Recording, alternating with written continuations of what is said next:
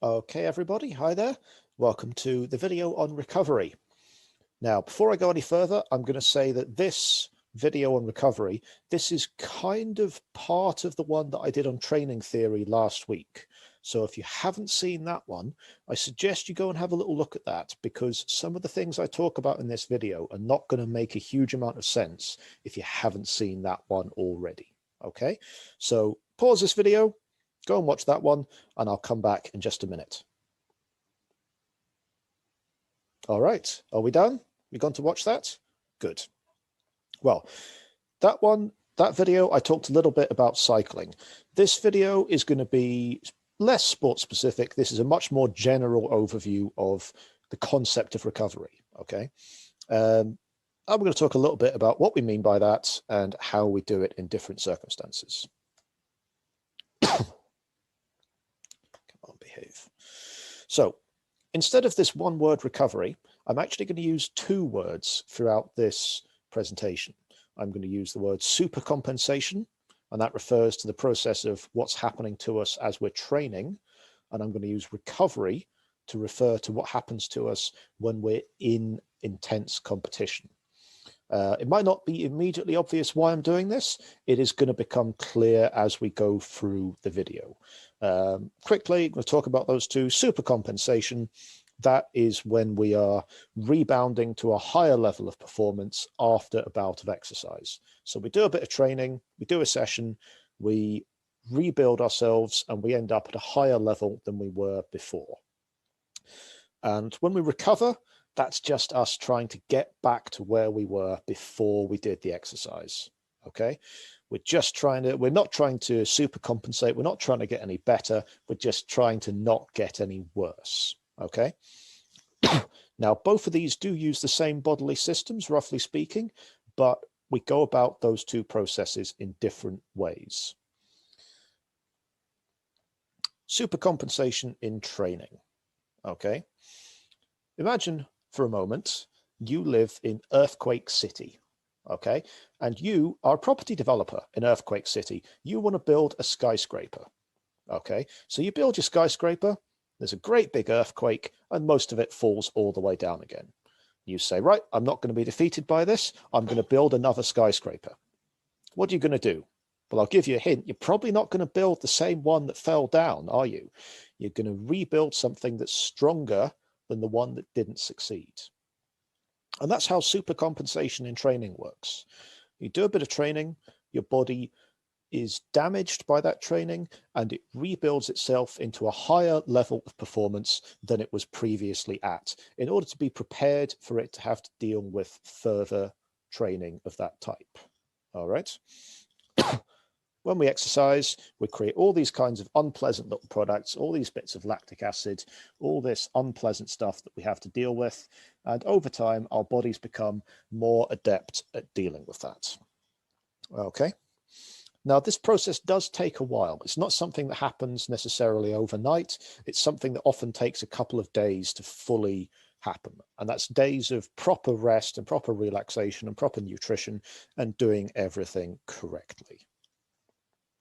In a competition, that's not necessarily something that is possible. Okay.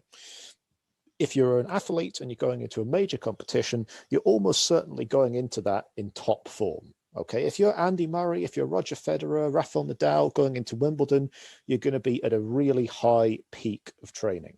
Okay, now over the course of the next few weeks, you're probably not going to have enough time to really fully recover from all of your matches, especially if you're doing hard 5-set games. Okay, that's going to take a greater toll on your body than you can recover from.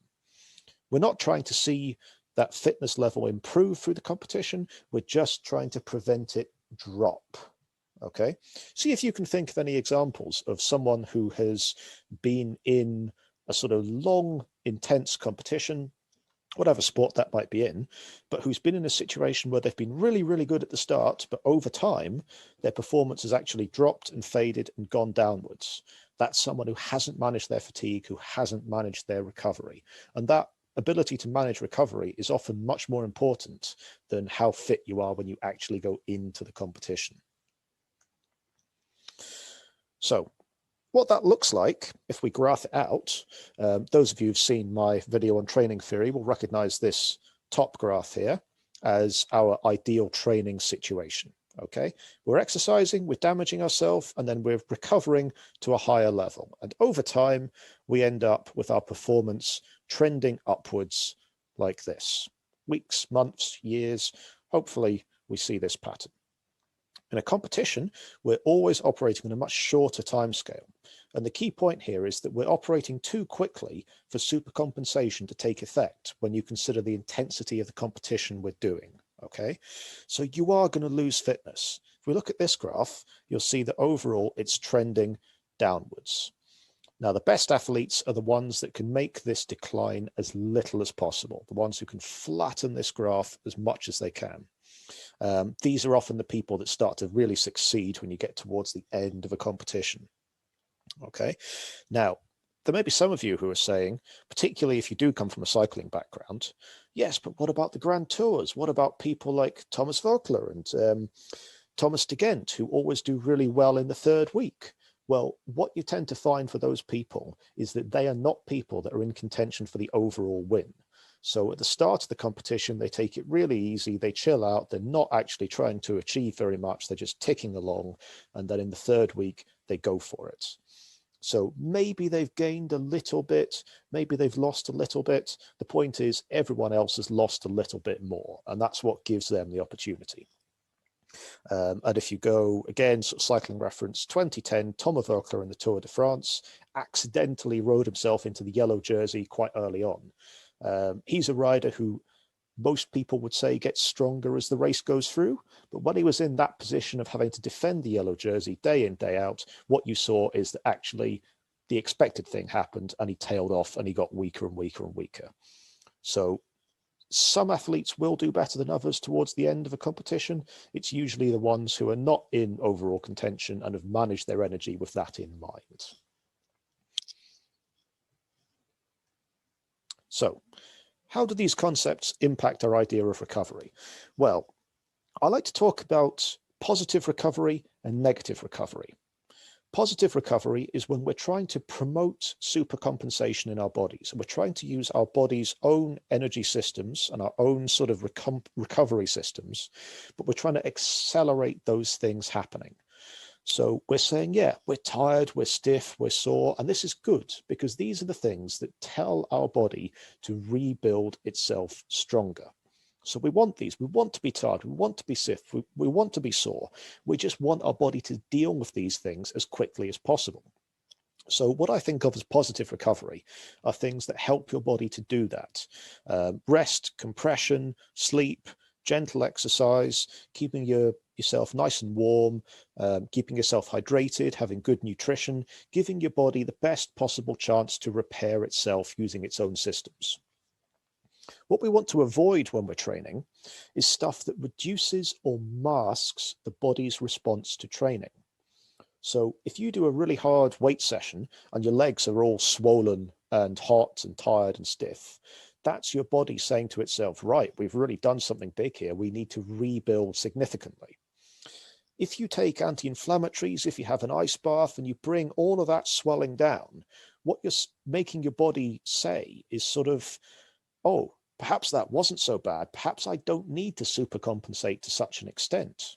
So because you're using these, what I call negative recovery interventions, to reduce the impact that the training has had on your body, as opposed to helping your body deal with that impact, that is actually going to affect the level to which you will rebound subsequently. Now, the reason you would do this is just because in a competition, you don't have time to let your body completely recover. You've just got to get back to as high a level as you can, as quickly as you can. And that's when we start using these negative recovery techniques to bring down the swelling, to take away the pain, make yourself able to perform. You're not going to get any better, but you're not going to be impaired by this stiffness and soreness. Nutrition is one of the biggest two things. If I had to pick two most important things in recovery, sleep and food. Okay, those are probably in that order as well. Get a good quality sleep, get plenty of sleep, at least 8 hours, maybe more.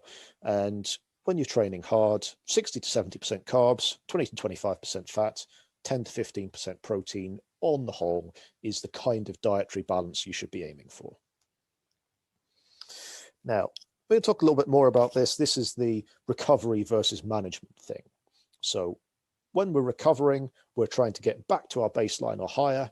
And when we're managing it, that's that competition state. That's just when we're trying to manage our decline and just make that decline as small as possible. So it's important to note that when you're in competition, you do still use all of those positive recovery interventions. You still get plenty of sleep. You have really good nutrition. You have rest, you have compression, you use all that stuff. It's just that in these circumstances of intense competition, that is the only point where you should be bringing in these negative recovery techniques, these things like ice baths, these things like anti-inflammatories. Those don't really have a place in normal training. There's something you save for competition when you've just got to get back to feeling a little bit human. Okay. Now, here are some of the interventions that you can use to improve your recovery. I want you to have a little think about these things here on this list. Sleep, you want to have at least 7 to 9 hours a night. If you are under the impression that you can survive just fine on 5 or 6 hours, you can't. I wish I could put that less bluntly, but I can't. It's a fact. You simply can't. You will not necessarily realize the damage it's doing to you, but it is. And if you don't believe me, I suggest you get hold of a book called Why We Sleep and have a bit of a read of that.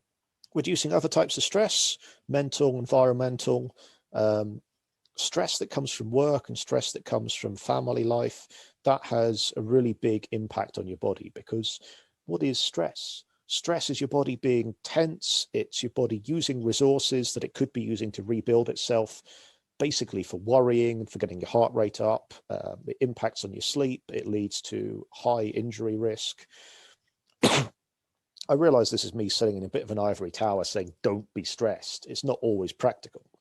But if you're training heavily, you should do as much as you can to remove sources of external stress before you train.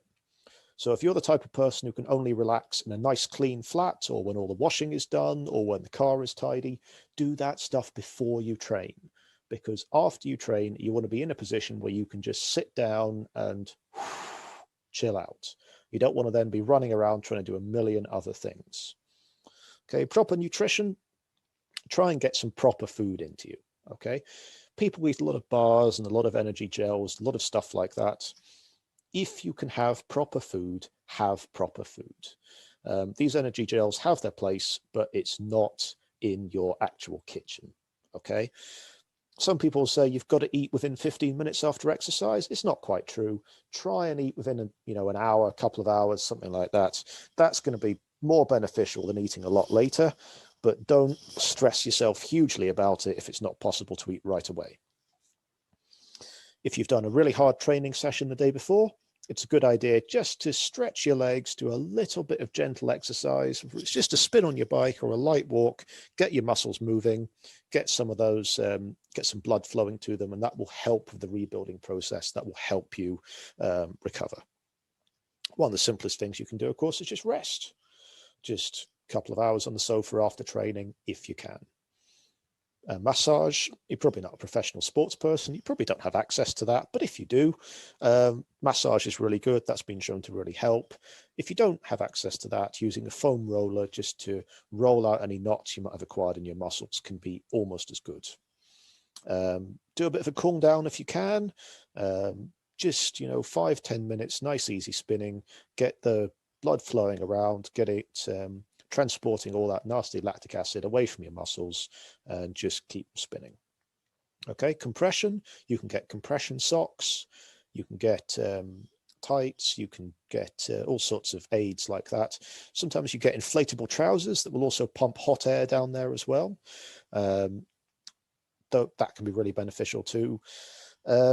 If you've got a couple of very, very hard sessions to do, try and keep them separate. There's a sort of commonly quoted figure of if you're doing a heavy strength training session in the gym, that takes about 72 hours to recover from. So what you don't really want to be doing is, if you've just got 2 sessions a week, doing them Saturday, Sunday, because you're not really going to be sufficiently recovered from the first one to be able to do the second one properly. And if you can, schedule your training away from other physical tasks. Okay, so if you've got to go up on the roof and adjust the TV aerial, maybe do that in the morning and train in the afternoon, or do that in the afternoon and train in the morning, but put a bit of separation in there if you can. So when you're planning your training, look at your week, look at your month and go, right, what fixed things do I have in here that is going to be quite strenuous? Is there a way I can move my training around so as to try and separate it in time from other strenuous things, just to give myself proper recovery? I'm not saying by any means that you have to do all of this stuff. You'd be superhuman. God knows I don't do all of this. Pick 1 or 2 things out of this list where you look at and you think, maybe I really ought to look at that a bit more, because I suspect if you're watching this video, you're looking at this list and you're looking at a couple of those things and you're going, yeah, I don't do that. Pick one of those things and just try and do it a little bit more. Okay, that's my advice. So, what have we talked about in this video? Recovery is a broad term that covers several different concepts. It does not always mean the same thing. It's worth noting that, and it's worth thinking about that in terms of your training. Okay, there are plenty of ways to, air quotes, recover more quickly. There's that positive and negative recovery we talked about.